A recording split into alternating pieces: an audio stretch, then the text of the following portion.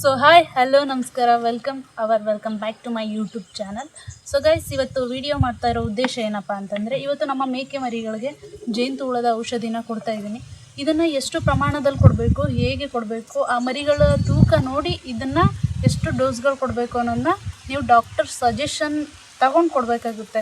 ಸುಮ್ಮನೆ ದಯವಿಟ್ಟು ಕೊಡೋದಕ್ಕೆ ಹೋಗ್ಬೇಡಿ. ಸುಮ್ಮನೆ ಏನಕ್ಕೆ ಪ್ರಾಬ್ಲಮ್ ಆಗುತ್ತೆ ಮರಿಗಳಿಗೆ ಅಂದರೆ ತುಂಬ ಆಸೆ ಇದೆ ಗೋಟ್ ಫಾರ್ಮಿಂಗ್ ಮಾಡಬೇಕು ಅಂತ. ಸದ್ಯಕ್ಕೆ ಇರೋದು ನಮ್ಮ ಹತ್ರ 3 ಮರಿ. ನೆಕ್ಸ್ಟ್ ವೀಕು 2 ತಗೊಂಡು ಬರ್ತೀನಿ. ಸೊ ಗೈಸ್, ನಮ್ಮ ಮೇಕೆ ಮರಿಗಳಿಗೆ 2 ಟೈಮ್ಸು ಬೂಸ ಕೊಡ್ತೀವಿ. ಅಂದರೆ ಮಾರ್ನಿಂಗ್ ಟೈಮು ಮತ್ತು ಈವ್ನಿಂಗ್ ಟೈಮು 2 ಟೈಮ್ಸು ಬೂಸ ಕೊಡ್ತೀವಿ.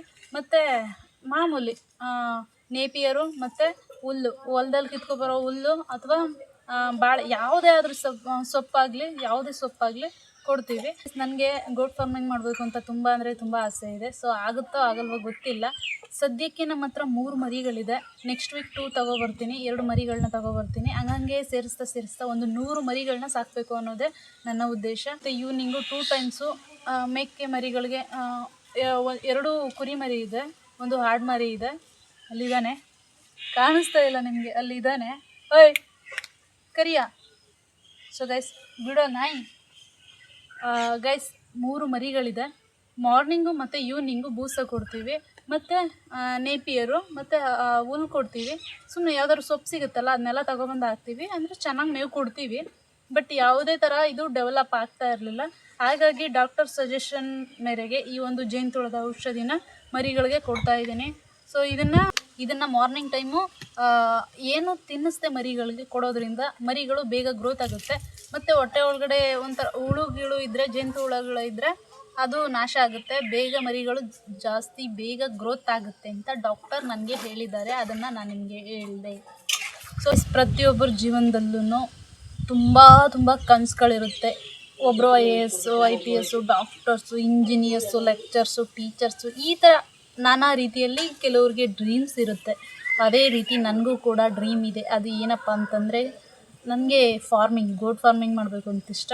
ನಾನು ಏನೂ ಕೆಲಸ ಮಾಡ್ದೇನೆ 6 ತಿಂಗಳಿಗೆ 50,000 ಸಿಗುತ್ತೆ ಅಂತಂದರೆ ನೀವು ನಂಬ್ತೀರಾ? ಖಂಡಿತ ನಂಬಲೇಬೇಕು. ಪ್ಲಸ್ಸು ಇವ್ರ ಗೊಬ್ಬರ ಆಗುತ್ತಲ್ಲ, ಈ ಗೊಬ್ಬರದಿಂದನೂ ಕೂಡ ಒಂದು 5,000 ಸಿಗುತ್ತೆ. ಟೋಟಲ್ಲು 55,000 ಪಕ್ಕ ನನಗೆ ಸಿಗುತ್ತೆ. ಅಂದರೆ ನಾನು ಮೇಯಿಸೋದು ಎಷ್ಟು ಮರಿ ಗೊತ್ತಾ? 3 ಮರಿ. 6 ಮಂತ್ ತನಕ 3 ಮರಿ ನಾನು ಮೇಯಿಸೋದು. ನನಗೆ 55,000 ತಂದುಕೊಡುತ್ತೆ. ಅಂದರೆ 60ಕ್ಕೂ ರೀಚ್ ಆಗುತ್ತೆ. ಅಂದರೆ ನೀವು ನಂಬ್ತೀರಾ? ನಂಬಲೇಬೇಕು.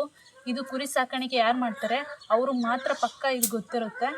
ಸೊ ಗೈಸ್, ನಾನು ಹೇಳೋದು ನಿಮ್ಗೆ ಇಷ್ಟ. ನೀವು ಕೂಡ ಮಾಡ್ಬೋದು, ಹುಡುಗ ಆಗಲಿ ಎಜುಕೇಷನ್ನು ಸ್ವಂತ ನೀವೇ ಮಾಡೋದಕ್ಕೆ ಆದಷ್ಟು ಟ್ರೈ ಮಾಡಿ. ಯಾವಾಗಲೂ ಪಾರ್ಟ್ ಟೈಮ್ಗೆ ಜಾಬ್ಗೆ ಹೋಗಬೇಕು ಅಂತ ಏನಿಲ್ಲ.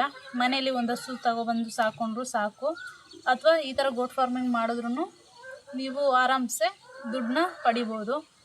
ಯಾವುದೇ ರೀತಿಯಲ್ಲೂ ಎನಿ ಟೈಮ್ ಇದಕ್ಕೆ ನಿಂತ್ಕೊಳ್ಳೋ ಅವಶ್ಯಕತೆ ಇಲ್ಲ ಗೈಸ್.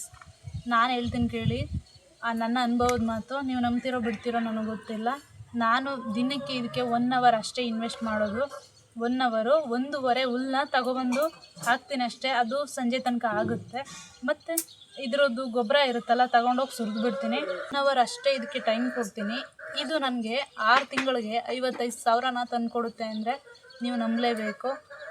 ನನ್ನ ಎಜುಕೇಷನ್ ಕಂಪ್ಲೀಟ್ ಮಾಡಿರೋದು ಇದರಿಂದನೇ. ಹಾಗೆ ನನ್ನ ಉದ್ದೇಶ ಏನಪ್ಪ ಅಂತಂದರೆ, ಮುಂದೆ ಯಥೇಚ್ಛವಾಗಿ ಮರಿಗಳನ್ನ ತಗೊಬಂದು ಸಾಕಬೇಕು ಅನ್ನೋದೇ ನನ್ನ ಉದ್ದೇಶ. ಗೈಸ್, ನೆಕ್ಸ್ಟು ಚಾಲೆಂಜ್ ಮಾಡ್ತಾಯಿದ್ದೀನಿ ನಾನು ನಿಮಗೆ. ಈ ಮೇಕೆಯಿಂದ ಒಂದು ಸ್ಕೂಟಿ ತಗೋಬೇಕು ಅಂದ್ಕೊಂಡಿದ್ದೀನಿ. 2027 ತನಕ ಖಂಡಿತ ನಾನು ತಗೋತೀನಿ. ಈ ಒಂದು ಮೇಕೆ ಸಾಕಾಣಿಕೆಯಿಂದನೇ. It's my challenge guys.